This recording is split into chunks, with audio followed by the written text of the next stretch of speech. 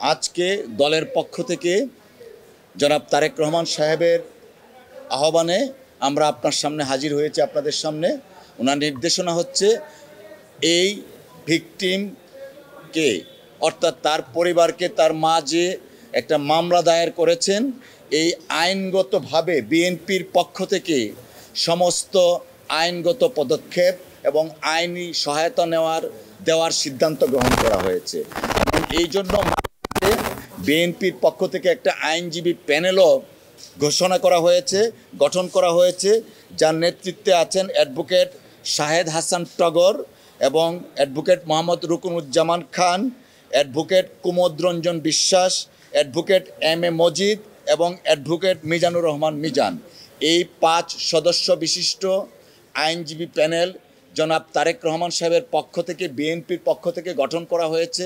তারা গ্রেফতারকৃত যারা আসামি আছেন এবং এই আসামিদের বিচারের জন্য তথা এই ভিকটিমের মা যে মামলা দায়ের করেছেন সেই মামলা পরিচালনা করার জন্য এই আইনজীবী প্যানেল বিএনপির পক্ষ থেকে কাজ করবেন।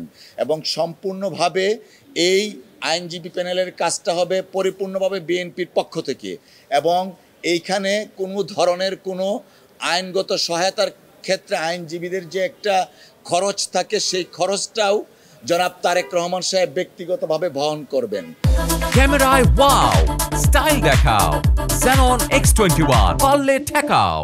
তো আমাদের বক্তব্য এখানে ক্লিয়ার। বিএনপি মা মাটি মানুষের দল, জনাব তারেক রহমান সাহেবের নেতৃত্বে বিএনপি সারা বাংলাদেশে যেখানে অত্যাচার হবে, অন্যায় হবে, সেখানেই বিএনপির পক্ষ থেকে সব ধরনের সহযোগিতা থাকবে। এই মাসুম বাচ্চাটার ক্ষেত্রে আইনগত সহায়তাও আছে এবং স্বাস্থ্যগত মেডিকেলের সহায়তাও আছে। তারপরে সবচেয়ে উল্লেখযোগ্য যে জিনিসটা থাকে, সামাজিক সহযোগিতা। জনাব তারেক রহমান সাহেব ইতিমধ্যে মাগুরার সর্বস্তরের নেতাকর্মীদেরকে নির্দেশনা দিয়েছেন যেন পরিবারের পাশে এই আমাদের দলের নেতাকর্মীরা দাঁড়ান। এবং এর মধ্যে প্রত্যক্ষভাবে কাজও শুরু হয়েছে। আজকে এই 4 জন আসামি, তাদের প্রত্যেককে এবং আমাদের প্যানেলের সাথে কথা বলেছি, ওনাদেরকে আদালতে উঠানো হয়েছে। এবং আমাদের পক্ষ থেকে অর্থাৎ ভিকটিম পরিবারের পক্ষ থেকে এই আইনজীবী প্যানেল কাজ করছেন যেন এই মামলার প্রকৃত দোষীদের শাস্তি বিধান করা যায়। ধন্যবাদ সকলকে।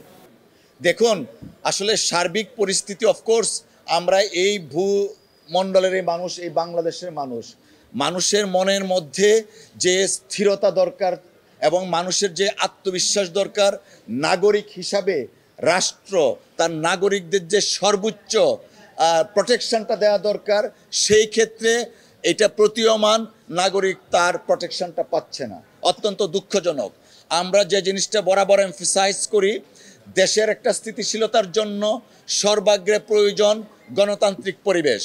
আর সেই গণতান্ত্রিক পরিবেশের জন্য দরকার হচ্ছে একটা নির্বাচিত সংসদ এবং নির্বাচিত প্রতিনিধি। দেশের নির্বাচিত সংসদ এবং নির্বাচিত প্রতিনিধিদের কাছেই মানুষ নিরাপদ।